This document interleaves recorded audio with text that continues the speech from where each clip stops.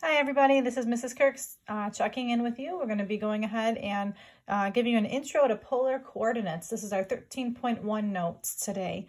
So I'm going to go ahead and ask that you have a ruler or a straight edge for notes today. That's really the only additional piece of equipment you'll need for today's notes. So I'm going to go ahead and show the start of my notes here. I have them started. We've got Unit 13, polar coordinates, and I drew a couple of things here. This is the title, and then I drew some axes. If you need to pause the notes to go ahead and copy that down, please do so. Pause the video. But I'm going to go ahead and continue on here. So up until now, in your entire math career, I believe you've only been introduced to these kinds of axes, an X and a Y axes. This unit, we're going to focus on a new set of axes. It's called the polar axes. And on WITS, I'll have provided for you some graph paper that you can print, but I just want to show you what polar grids look like. This is what a polar grid looks like. It almost looks like a bullseye here. We got some circles, repeated within circles, and continued on here. So I'm not going to be using these today, but I just wanted you to see what they look like, and we're going to be using these in the future. All right, so those are my polar grids. So I'm going to go back to this. Let's see, on this first set of axes here, I've got this point is called the pole. This horizontal distance would be referred to as the polar axes. This distance here is the R for radius. And I'm thinking about that in terms of, again, this grid here. If you look at this grid, if all of these circles, this distance would be the radius. So they're calling that R. And then this is some arbitrary points on the polar axes. We're going to call that R comma theta, the radius comma theta. So what I want to do over here is I made a set of X and Y axes and I plotted that same point. And this time in the X and Y axes, we know that's called X comma Y. So let's see, I'm going to go ahead and make this into a right triangle. We've been familiar with how to make that into right triangles here. So we're going to make that into a right triangle. And this is my theta measure, which is exactly the same as what I have over here. But if I'm looking at the X and Y axes, what is this horizontal distance? You got it, that's X. What is this vertical distance? You got it, that's Y. Okay, so now looking at this picture, I just want to come up with some way to find this hypotenuse. And if I look at this polar axis here, we call that R. Again, that's the R for the radius of my circle. So if I look at this, there's the Pythagorean theorem that I can use here that would just be x squared plus y squared is equal to r squared. That's one of the formulas that are going to be fundamental for this unit to know. So it's essentially the Pythagorean theorem, but we use r for the radius. What are some other things that we can get from this picture? Some other things that I can get from this picture are the trig functions. So cosine of theta. If I look at this picture, what is the cosine of theta? Well, cosine is opposite over, SOHCAHTOA. Cosine is adjacent over hypotenuse. So in this case, it'll be x over r. What about sine of theta? Sine is opposite over hypotenuse. So it's y over r. Okay, where am I going with these? I want to solve these by cross multiplying. I put this over 1. I'm going to go ahead and cross multiply this and see what the outcome is. This is going to leave me with, I was right, therefore, if I cross multiply, I get x equals r cos theta.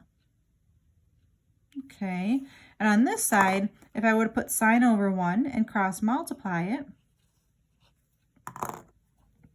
therefore I'm left with y is equal to r sine theta.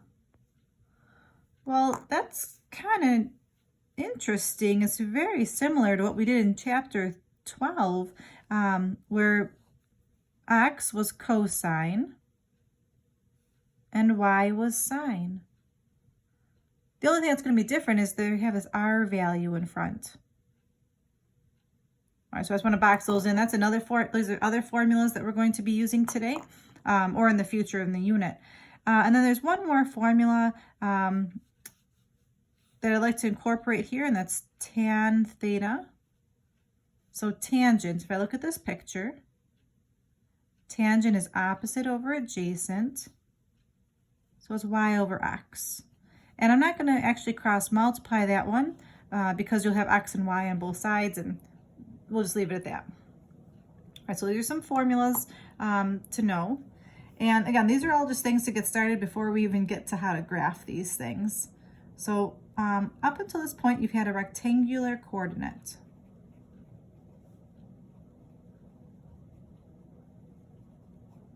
A rectangular coordinate, as we know, is just x comma y.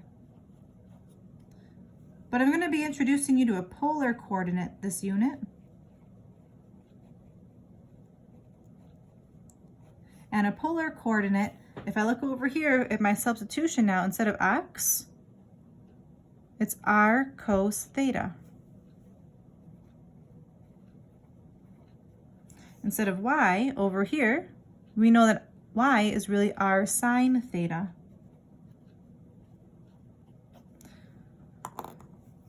Okay, so I'm going to box this in as well.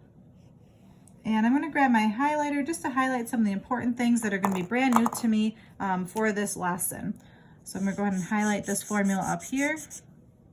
I'm using my daughter's Fancy Nancy highlight marker here. I'm going to highlight this tan formula.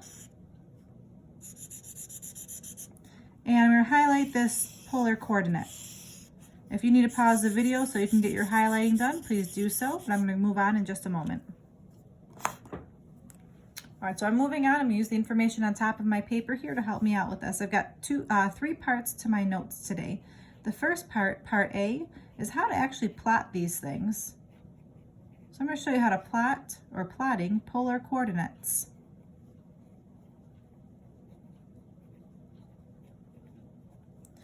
And what I'm going to ask you to do for my question number 1, my first coordinate is the coordinate P, which is 2 comma pi over 4. And I'm going to do this without my polar graph paper. I'm just going to show you how you can do this on loose leaf lined paper. What I would like you to do in your notes right now is to take your straight edge and draw 4 sets of axes. So there's my first, there's my second, there'll be my third, there's my fourth. I'm going to go ahead and make those just normal x and y axes, like they look like x and y axes.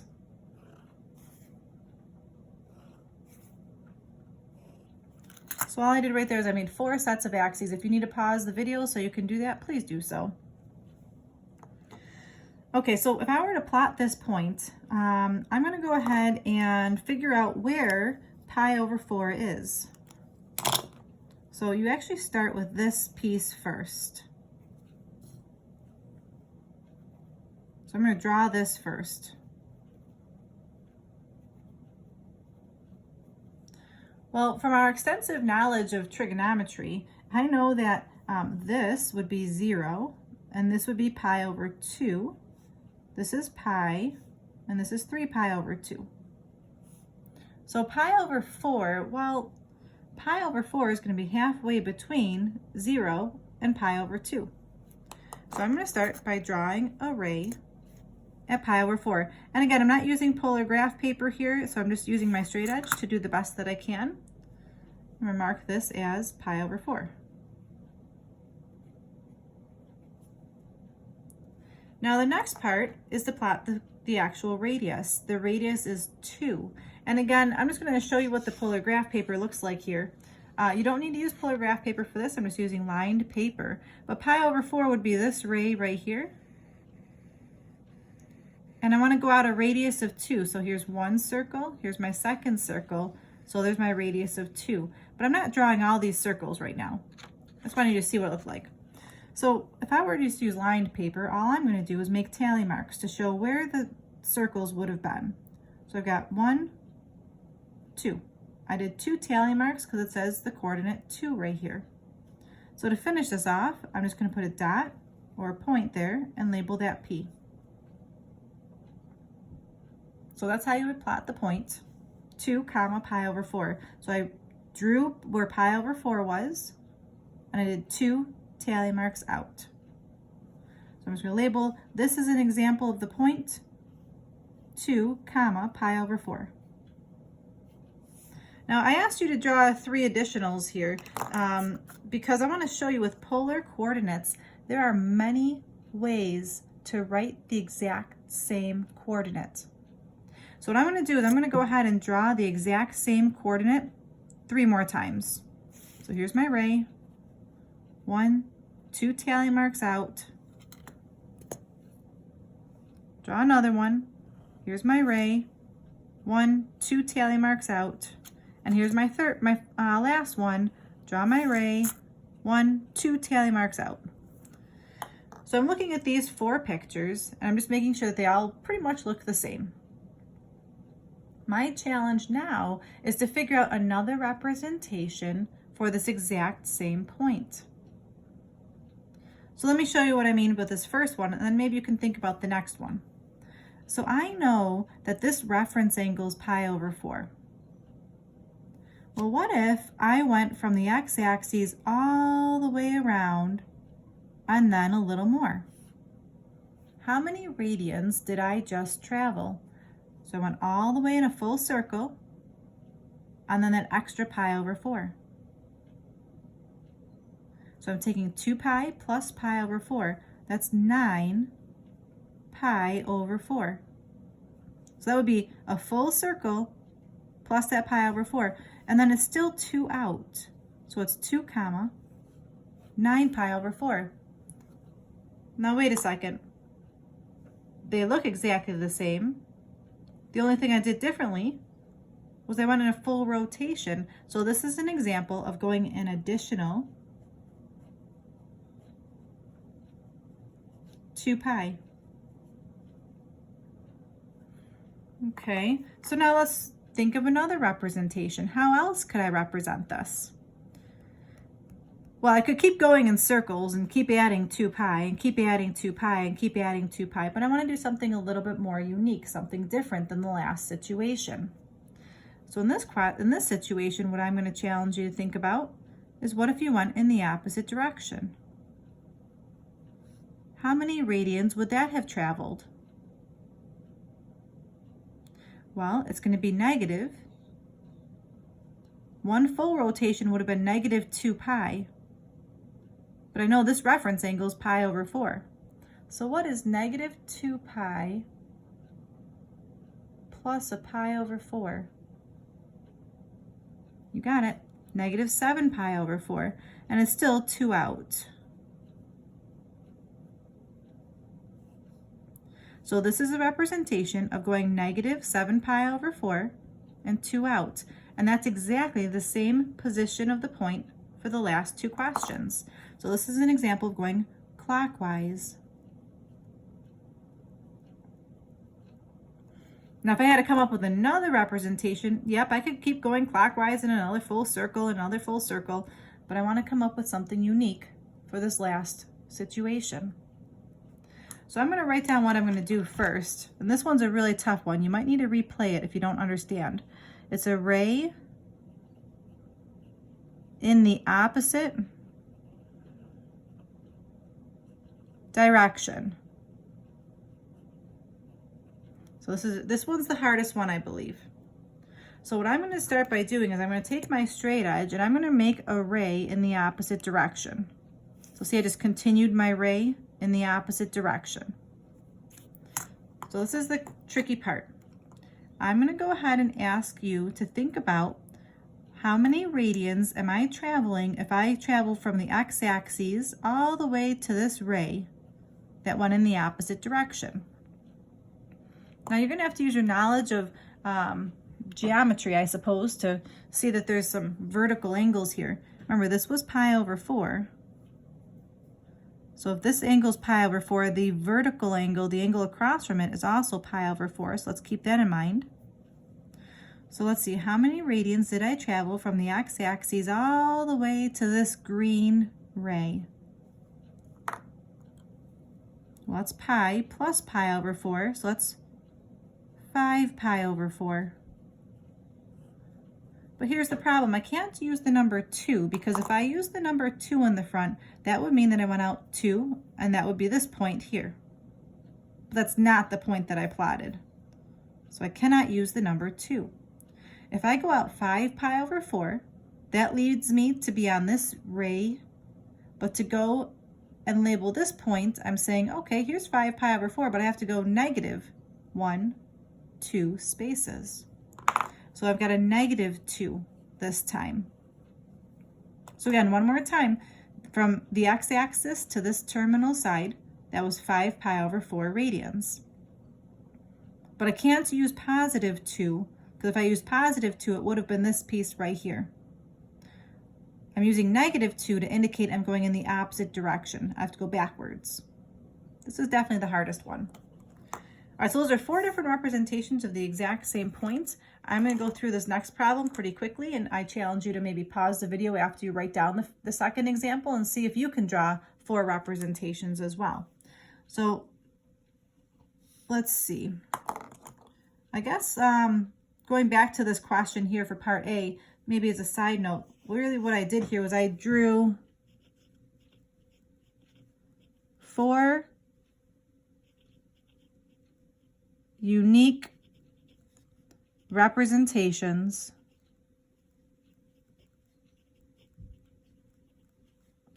of my point P.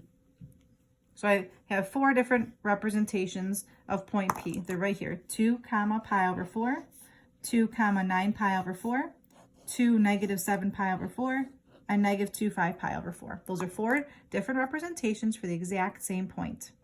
So your challenge right now is to do the same thing for this new coordinate. We'll call this coordinate, I don't know, K for Kirk.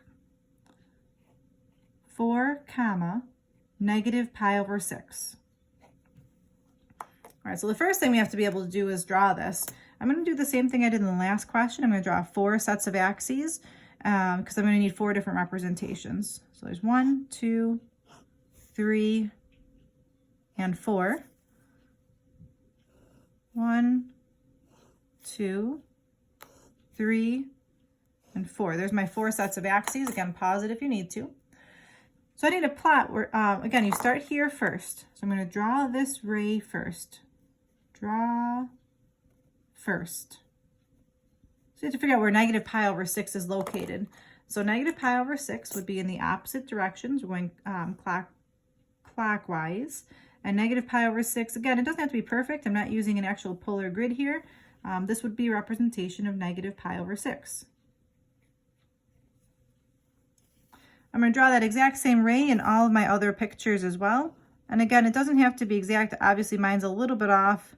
I guess it should have been more of like closer to the x-axis, but that doesn't really matter right now. We're just doing a quick sketch. So I've got my ray drawn. Now it says say positive 4, so that means I'm going to stay on the ray that I drew, 4. So I'm going to count out 4 dashes, 1, 2, 3, 4, and that's where my point K will be located. 1, 2, 3, 4, that's where my point K will be located. 1, 2, 3, 4, that's where my point K will be located. 1, 2, 3, 4, that's where my point K will be located. All right, so for this first one, I don't need to do anything. I already drew it. It's 4 comma negative pi over 6. But now I'm going to challenge you to come up with 3 different representations of the exact same point. So again, you might want to pause your video to see if you can come up with one. I'm going to write down what I'm doing in each of these. This first one, I'm going to go in additional 2 pi. And the second one, I'm going to go, I already started going clockwise, so this time I'm going to go counterclockwise. And in the last one, I'm going to do the ray in the opposite direction.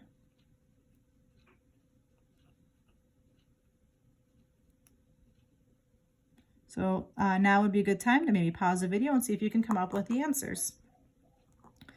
All right, so here I go. I'm going to go ahead and continue on. If I want to go an additional 2 pi, so I went counterclockwise, pi over 6. I'm sorry, clockwise, pi over 6. I'm going to keep going clockwise.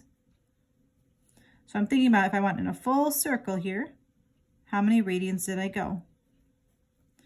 That would be negative 13 pi over 6. Because one full rotation would have been negative 12 pi over 6 plus that little bit more. And it's still positive 4, still on that same ray. I did not go in the opposite direction. All All right, clockwise or counterclockwise would be, well, what happens if I went counterclockwise from the x-axis to this? How many radians would I have traveled? Well, I know this is pi over 6 here. So 2 pi take away pi over 6 is 11 pi over 6. And it's still out 4. I did not go in the opposite direction. And the last one, the ray in the opposite direction. So in this last one, I have to actually draw a ray that's going in the opposite direction. And it really doesn't matter. You could go from the x-axis to this ray, or you can go from the x-axis to this ray. I guess because the original had it going negative, I'm going to go negative as well. So I went negative to this direction. How many radians did I just travel? Again, this is pi over 6 here. So I just traveled negative pi and another pi over 6. So it's negative 7 pi over 6. And then I'm not going to be on this green ray. I have to transfer it to the blue ray. So that's going to tell me I'm going the opposite direction. So that's why I'm putting a negative in front of my 4. Okay, so again, I continued on with a negative 7 pi over 6. For this particular question, if you did try it on your own, you could have gone the positive direction. So if you had done that, you should have had negative 4, let's see, positive this way. So that would have been 5 pi over 6. So either of these two representations would mean the same thing for this last question. All right, so again, pause the video or go back and try the questions again to see if you have some better understanding about this. Plotting polar coordinates is a pretty challenging topic. Actually, plotting it isn't so bad, but coming up with different representations, that's going to be pretty tricky. You'll see that on your homework tonight. All right, that was part A. Here's my part B. Part B is to convert from polar to rectangular. All right, so again, just to recap, a polar coordinate is the coordinate r comma theta, and rectangular is the coordinate x comma y. So I only have one example to go through this with you here. This is my example number 3. And again, you are welcome to rewind and watch this over again if you need to. So my coordinate is 8 comma 2 pi over 3. So here's my r, here's my theta. But I need to somehow get this to be x and y. Okay, so now I'm going to go back to the top of my notes here. There was something I highlighted in the very beginning for a polar coordinate. It's r cos theta, r sine theta. So let's see, to convert, I'm just going to go ahead and rewrite this and say that's the same thing as r cos theta, r sine theta. So now I can plug in, instead of r, I'll plug in the 8. Cos, oops, I didn't mean to put a comma there. Theta is my 2 pi over 3. And then 8 sine 2 pi over 3. Wait a second, cosine of 2 pi over 3 and the sine of 2 pi over 3. We just went over that last unit and how to evaluate those values. I'm going to go ahead and get my cheat sheet here that I had made the last video. I'll keep that on the side here for myself. So I need to figure out a little bit of side work here. The cosine of 2 pi over 3. Let's see, I'm going to go ahead and do some QRS on the side. 2 pi over 3, 2 pi over 3, 2 pi over 3. That's going to be in quadrant 2. The reference angle is pi over 3. And cosine, all students take chemistry. Cosine is negative. So I just figured out that this is the same thing as negative 8 cosine of pi over 3. And I'll do the same thing for the sine value. So I'm doing the QRS for sine now. So it's still quadrant 2. The reference angle is still pi over 3. Sine in quadrant 2 is actually positive. So this is going to be positive 8 sine pi over 3. And then finally, I grabbed my handy chart here. Cosine of pi over 3 is 1/2. And then the sine of pi over 3 is radical 3 over 2.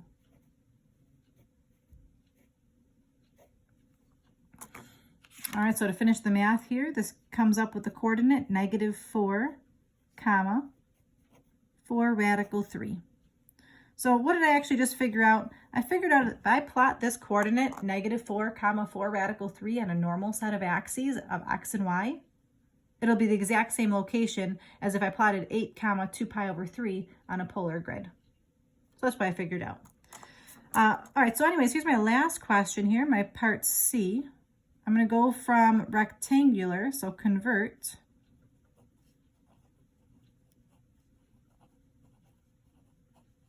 from rectangular to polar. This one's a little more challenging, I believe. So let me give you the rectangular coordinate to start off. It's -1, comma, radical 3. So that's in x and y form, but I need it to be in r and theta form. So let's see, how can I convert an x and a y into an r? Well, back on the very top of our notes here, there was something else that I highlighted, this Pythagorean theorem. X squared plus y squared equals r squared. So I'm going to start with that.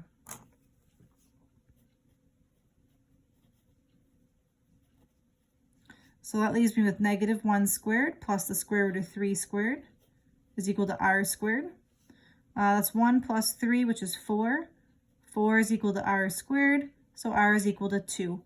Notice I did not put plus and minus because I'm talking about the radius of a circle. So r is just going to be 2. Now to get the theta measure, I'm going to write down the strategy here. To find theta, first plot the given point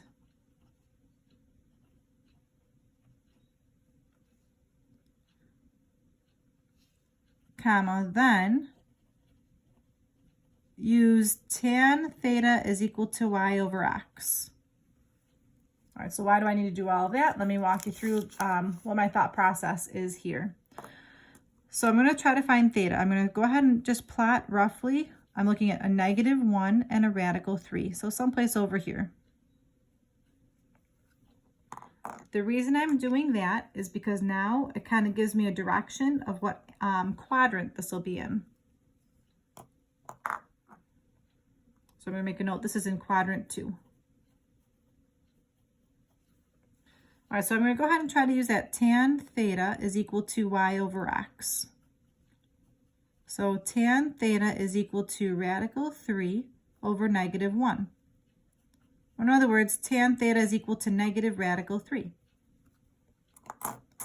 Well now, again, this looks like last unit where I'm going to use SRQ. The sign is negative, the reference angle. All right, here's my handy cheat sheet. Let's see, where is tangent equal to radical 3? Tangent, radical 3, pi over 3. My reference angle is pi over 3. And then Q, I'm getting the quadrant based on where the point was plotted. The point was plotted in quadrant 2. All right, so where am I going with this? Well, now I know what theta is. The reference angle was pi over 3, so this little piece here is pi over 3. I'm looking for this angle here. Theta, I guess I'll go back to my red pen just to be consistent here with my work. Theta is, let's see, from here to here is pi, so pi take away pi over 3 would leave me with 2 pi over 3. So to finish off, there's my r, there's my theta. I'm done with this question. Becomes 2 comma 2 pi over 3. And again, I know that's my answer because a polar coordinate is in the form r comma theta. So your goal is to figure out what r is and what theta is.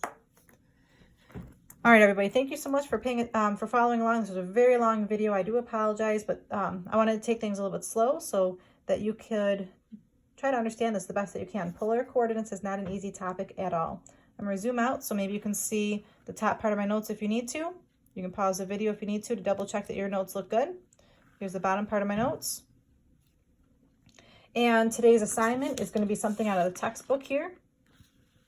We're looking at homework number 13.1, Page 584, 11 to 63, EOO. That means every other odd. And the answers are on page AN 69. All right, everybody, try your best. Do your homework just like I did the notes here, drawing your grids just like so, and just try your best. It's a pretty tough topic, but I have faith in you. You can definitely do this. Hang in there, and we'll talk to you soon. Bye, everybody.